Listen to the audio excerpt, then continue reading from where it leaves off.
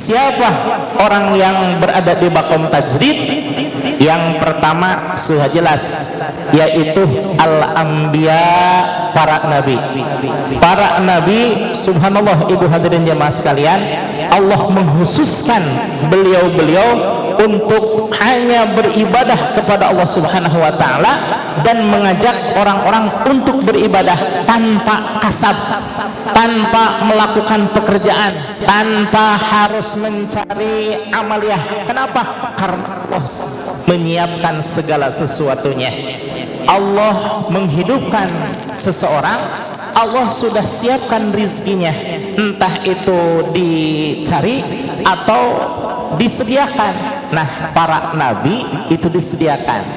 Sedangkan begini, iradatu tajrid, dan keinginanmu untuk masuk ke makom tajrid, makom seolah-olah kita sudah berada di makom yang istimewa.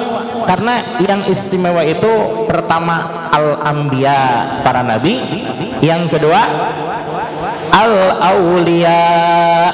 Subhanallah, Bapak Ibu hadirin jemaah sekalian, para nabi dan para wali dikatakan oleh para ulama bahwa innal anbiya wal auliya yusalluna fi kuburihim kama fi hayatihim.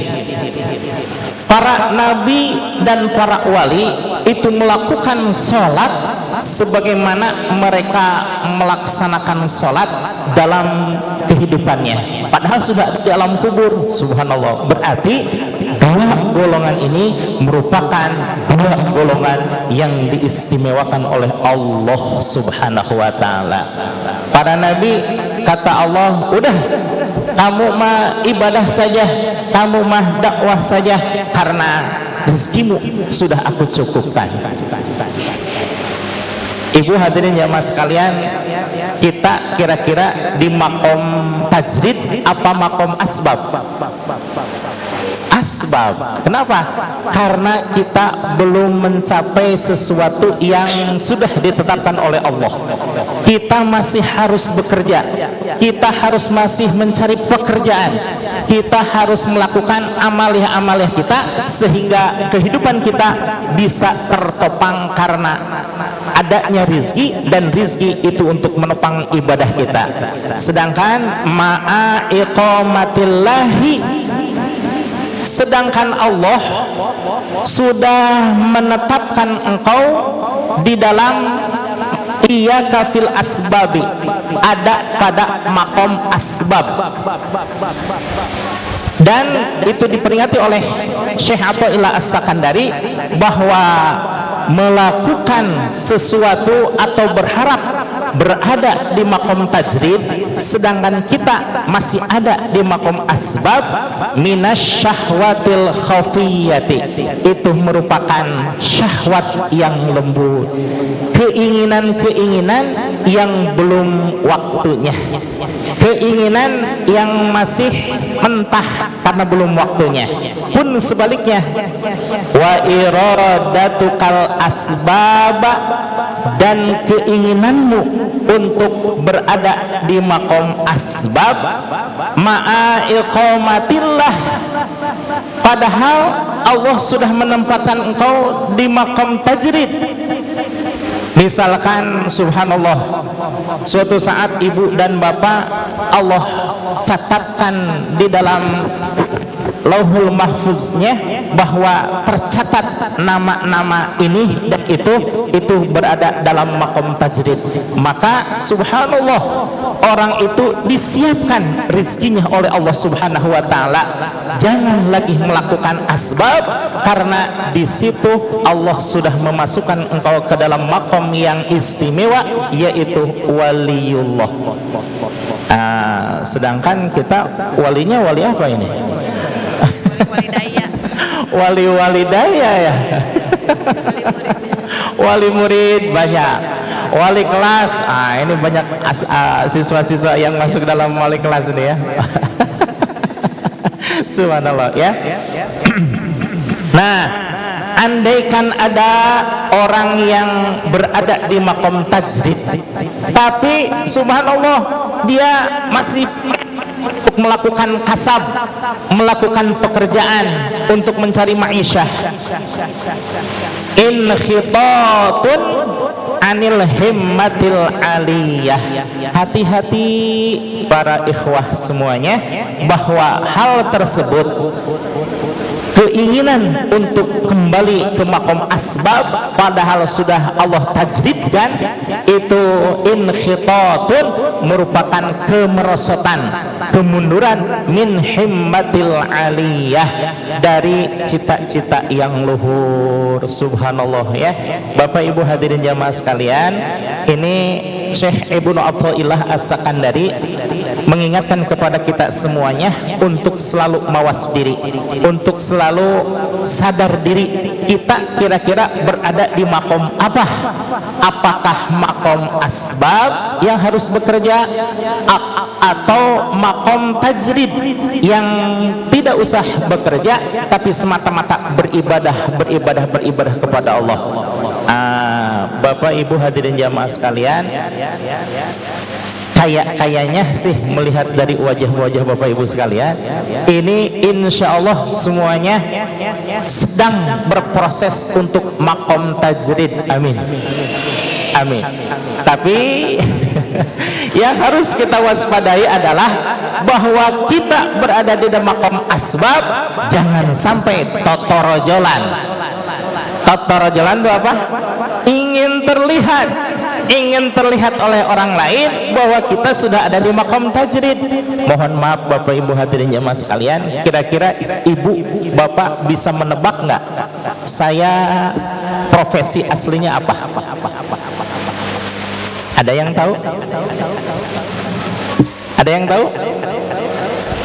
Profesi asli saya sebagai pedagang. Pedagang apa? Ibu boleh cek ya di tempat saya bekerja. Saya sebagai pedagang. Di situ ada showcase, ada etalase, dan ada lemari es. Showcase untuk saya jualan minuman kayak air tirta, air bening, Golda, Isoplus, Floridina, kemudian Milku, itu jualan saya. Kemudian etalase saya isi dengan pensil, buku, serutan, dan lain sebagainya. ATK aja. Setiap hari saya nerima penghasilan. Kadang saya terima dari siswa-siswa ya, Pak, ini 2.000 ya? Oh iya 2.000. Ini berapa Pak? 3.000. Nah itu profesi saya yang asli. Apa profesi saya? Pedagang saya. Kenapa saya tidak malu untuk menjadi pedagang? Karena itu adalah sunnah Rasulullah Sallallahu Alaihi Wasallam. Rasul dulu berdagang tidak? Berdagang. Rasul dulu pernah menjadi sebagai penggembala kambing tidak? Iya. Kenapa? Itu merupakan cara Allah untuk memahamkan kepada Nabi Muhammad SAW bahwa sebelum menjadi Nabi dan Rasul yang bertanggung jawab kepada seluruh manusia, Rasulullah SAW mempelajari bagaimana kehidupan kambing. Beda Ibu, penggembala yang ahli dengan penggembala yang abal-abal. Kenapa? Penggembala yang asli itu akan tahu embekan kambing itu menandakan apa. Kalau itu kambing lagi apa itu? Kedinginan. Kedinginan karena musim hujan. Tapi kalau suara kambingnya itu kambing sedang apa? Belum mau dipotong, boleh lah. Satu lagi, kalau kambingnya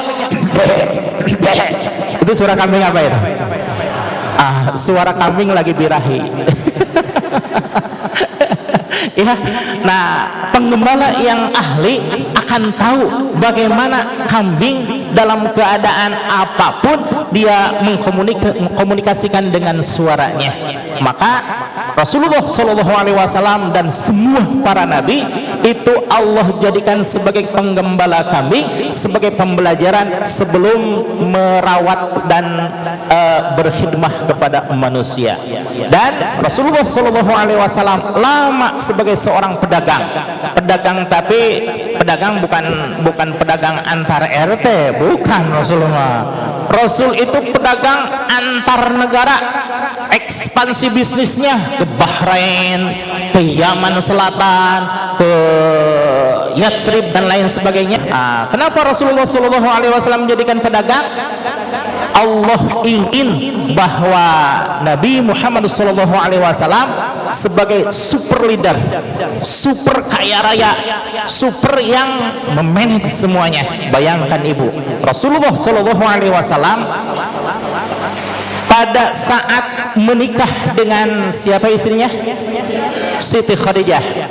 Menikah dengan Siti Khadijah itu maharnya saja dengan 12 uqayah emas ditambah dengan 40 ekor unta. Unta harga 50 juta. Sekarang harga 50 juta karena sapi aja kemarin 30 juta lah ya. 50 kali 40 sama dengan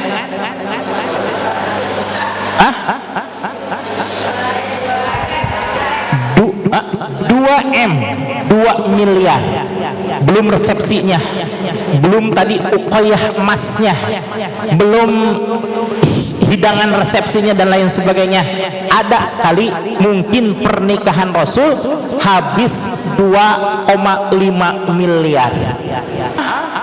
Banyak banget ya. Kenapa? Tapi bagi Rasulullah cincai harga seperti itu. Kenapa? Karena Rasulullah sebagai super leader, super kaya raya, betul? Menikahi dengan Siti Khadijah yang kebangetan gayanya.